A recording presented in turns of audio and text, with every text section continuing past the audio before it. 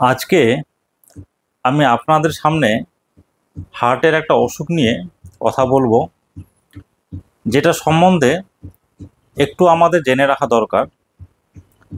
অনেক পেশেন্ট আমাদের কাছে আসেন, এসে বলেন, ডাক্তারবাবু আমার বুকে গ্যাস উঠে গেছে। তো আমরা জিজ্ঞাসা করি, দেখুন, বুকে গ্যাস উঠে গেছে কথাটার তো কোনো মানে হয় না। আপনার কি সমস্যা হচ্ছে? তো কেউ বলে যে বুকটা ভারী ভারী লাগছে, বুকটার ভেতরে কেমন অস্বস্তি হচ্ছে, বুকটা চেপে রাখছে, একটু কেমন অস্বস্তি অস্বস্তি লাগছে, ভালো লাগছে না, মনটা কেমন অস্থির অস্থির লাগছে।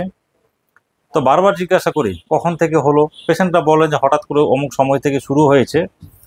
আমরা পেশেন্টের প্রেশার দেখি, প্রেশার দেখতে গিয়ে দেখলাম যে পেশেন্টের প্রেশার হয়তো পাওয়া যাচ্ছে না বা খুব কমে গেছে। আমরা নাড়ি বা পালস চেক করি, পালস চেক করতে গিয়ে দেখলাম বা বুঝতে পারি যে পালস রেটটা অনেক বেশি বেড়ে গেছে, মোটামুটি 150 থেকে 200-র উপরে চলে গেছে। তখন এটা আমাদের সন্দেহ হয় যে অসুখটার নাম হচ্ছে সুপ্রাভেন্ট্রিকিউলার ট্যাকিকার্ডিয়া। অর্থাৎ মানুষের যে হার্ট থাকে, হার্টের নিচের চেম্বারগুলোকে বলি আমরা ভেন্ট্রিকল, আর উপরের চেম্বারগুলোকে বলি আমরা অ্যাট্রিয়াম। এই অ্যাট্রিয়াম থেকে কোনো একটা অস্বাভাবিক ফোকাস তৈরি হয়, যেখান থেকে হার্ট রেটগুলো তৈরি হয় এবং কিছু অ্যাবনর্মাল পাথওয়ে দিয়ে ভেন্ট্রিকেলে আসে, একটা সার্কিট বা লুপ কমপ্লিট করে, এবং যেখানে হার্টের গতিটা নর্মালি 60 থেকে 100 বার বা গড়ে 72 বার প্রতি মিনিটে হয়, সেখানে ওই সমস্ত রোগীর হার্ট রেটটা মিনিটে 150 থেকে 200 বারের মতো হয়ে যায়। যেহেতু ভেন্ট্রিকেলের উপর থেকে এই অ্যাবনর্মাল ফোকাসটা তৈরি হচ্ছে, সেই জন্য এটাকে বলা হয় সুপ্রা ভেন্ট্রিকিউলার ট্যাকিকার্ডিয়া। কোনো কোনো পেশেন্ট এসে বলেন যে বুক ধড়ফড় করছে। অ্যাকচুয়ালি বুক ধড়ফড়টাই হচ্ছে অ্যাপ্রোপ্রিয়েট মানে প্রেজেন্টেশন। বা কেউ কেউ একটা বুকে ব্যথা বলেন, তার কারণটা হচ্ছে যখন হার্ট রেটটা খুব বেশি বেড়ে যায়, তখন একটা সাময়িকভাবে হার্টে রক্ত সরবরাহটা কমে যায় অতিরিক্ত ট্যাকিকার্ডিয়ার কারণে। সেই জন্য সেই সময় কিছু ব্যথা একটু অনুভূত হতে পারে।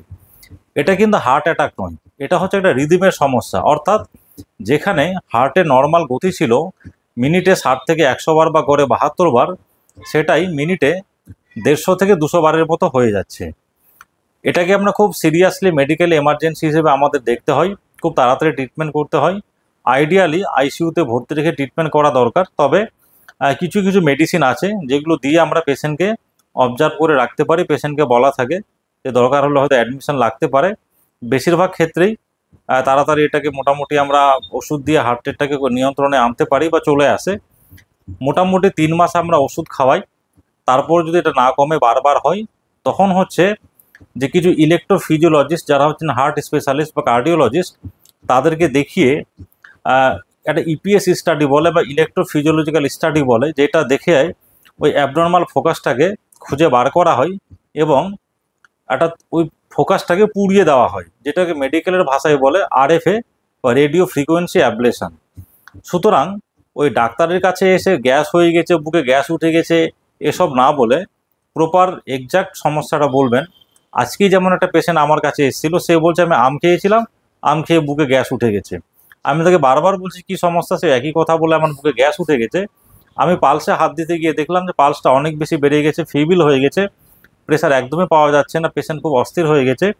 আমি অন দ্য স্পট বুঝে ফেললাম যেটা সুপ্রা ভেন্ট্রিকুলার ট্যাকিকার্ডিয়া হতে পারে। পেশেন্ট ইসিজি করালাম, সঙ্গে সঙ্গে ডায়াগনোসিস হয়ে গেল। পেশেন্ট ট্রিটমেন্ট নিয়ে বাড়ি গেছেন, এখন সুস্থ আছে। এখন আমি আপনাদেরকে সেই ইসিজিটা দেখাবো।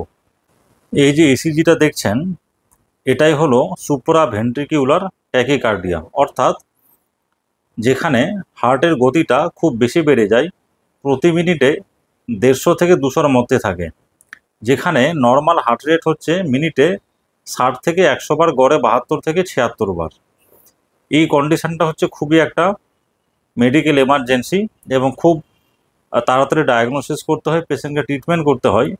না হলে হার্টের অ্যারিথমিয়া থেকে প্রেশার কমে গিয়ে অনেক সময় পেশেন্ট কিন্তু কোলাপস করে যায়।